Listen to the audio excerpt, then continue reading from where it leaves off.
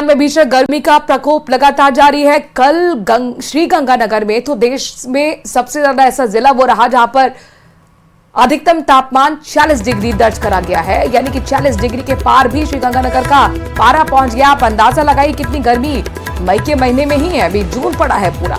पश्चिम राजस्थान के कई हिस्सों में लू जैसी स्थिति बनी हुई है। कई हिस्सों में अधिकतम तापमान 36 से लेकर 40 तक दर्ज किया गया। पिलानी में 45.6, चूरू में 45.4, फलौदी में 45, बीकानेर में 43.8 और जयपुर में भी 43.2 तापमान दर्ज किया गया है। मौसम विभाग ने जिलों में लू चलने की चेतावनी दी है, यानी कि हीट वेव की चेतावनी है और ऐसे में आप लोग भी बेहद सावधानी से घर से बाहर निकले। पूर्वी राजस्थान में भी ऐसी स्थिति बनी रहेगी। हालांकि हल्की फुल्की बारिश का अनुमान भी मौसम विभाग ने जरूर जताया है। 19 से लेकर 23 मई के दौरान हल्की बारिश की संभावना पूर्वी राजस्थान में है।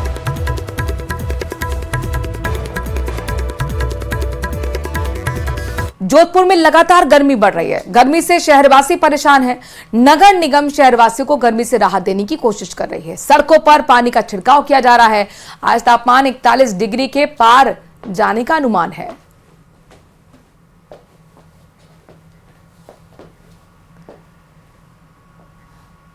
इस बार जलदाय विभाग के साथ बिजली विभाग को मौसम का कुछ साथ मिला है। कुछ दिनों के अंतराल में पश्चिमी विक्षोभ सक्रिय होता है और अधड़ बारिश ने भीषण गर्मी के असर को कुछ कम भी किया। इसी के चलते इस बार पानी बिजली को लेकर कुछ शहरों में कस्बों को छोड़कर हालात काबू में रहे हैं, लेकिन अब फिर से भीषण गर्मी का दौर लौटा तो कई जगह पानी बिजली की समस्या को लेकर प्रदर्शनों का दौर भी शुरू हो गया।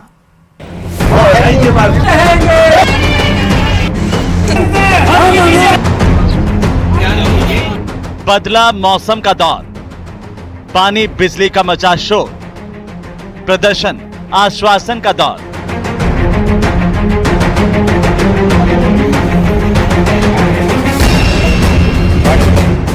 गर्मी बढ़ने के साथ ही जैसलमेर में लोग बिजली पानी की समस्या को लेकर खासे परेशान हैं। वार्ड 9 और वार्ड 10 के लोग पेयजल के साथ ही बिजली कटौती की दोहरी मार से जूझ रहे हैं। आक्रोशित लोग आज बिजली विभाग और पीएचईडी के दफ्तर पहुंचे, लेकिन आज ऑफिस में छुट्टी होने के कारण जिम्मेदार अधिकारी नहीं मिले।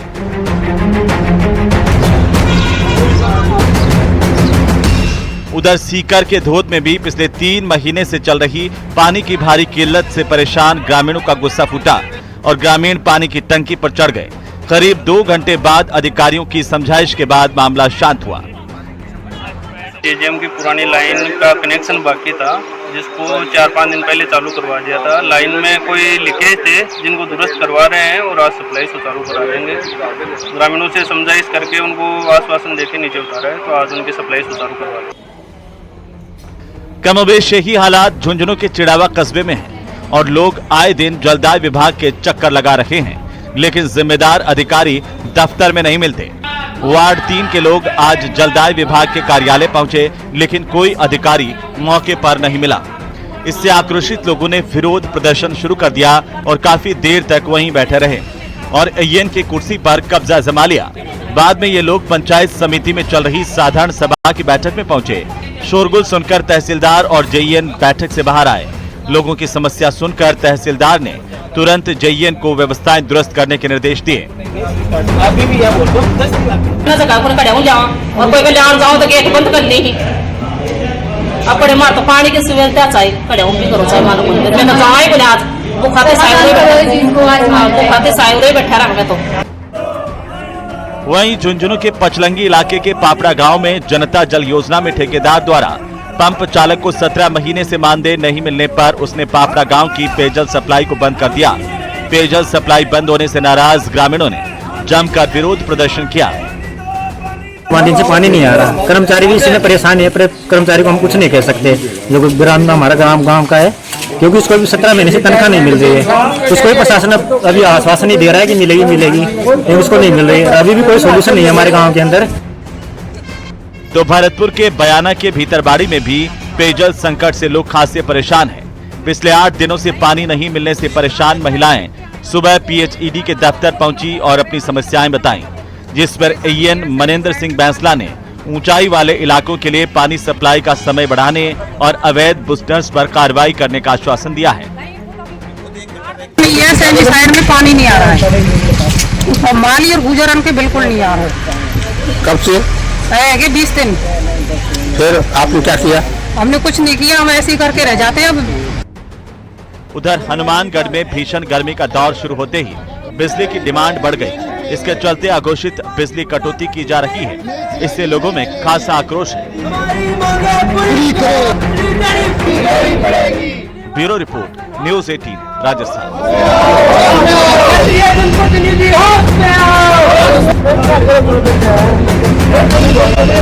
चित्तौड़गढ़ जिले की निम्बाहेड़ा पुलिस ने आकृति कला संस्था के संचालक कैलाश पालिया को एक महिला कलाकार से 17 साल तक यौन शोषण, दुष्कर्म, धमकी देने और आर्थिक शोषण के आरोप में गिरफ्तार कर लिया है। पीड़ित का आरोप है कि उसके साथ दरिंदगी का सिलसिला उस वक्त शुरू हुआ जब वो स्कूल में पढ़ती थी।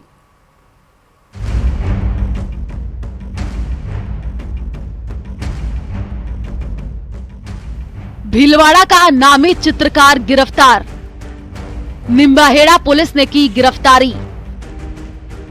पीड़िता ने चित्रकार पर लगाए गंभीर आरोप। 17 साल का लंबा वक्त कम नहीं होता किसी की दरिंदगी बर्दाश्त करने के लिए, लेकिन वो बिना किसी शिकायत के सब कुछ सहती रही। लेकिन जब उसके सब्र का बांध टूटा तो एक ऐसा चेहरा बेनकाब हुआ जिसने कला जगत में अपनी एक पहचान बनाई थी। ये तस्वीर उसी शख्स की है जिस पर पीड़िता ने 17 साल तक यौन शोषण, दुष्कर्म, धमकी देने और आर्थिक शोषण का आरोप लगाया है। ये शख्स है भीलवाड़ा के आकृति कला संस्थान का संचालक कैलाश पालिया, जिसे निम्बाहेड़ा पुलिस ने शिकायत मिलने के बाद गिरफ्तार कर लिया है। 17 साल पहले कैलाश निम्बाड़ा में उस युवती के घर गया था और उसे प्राइवेट कोचिंग देता था। उसके बाद वो भीलवाड़ा आ गई और कैलाश के साथ 17 साल तक रही।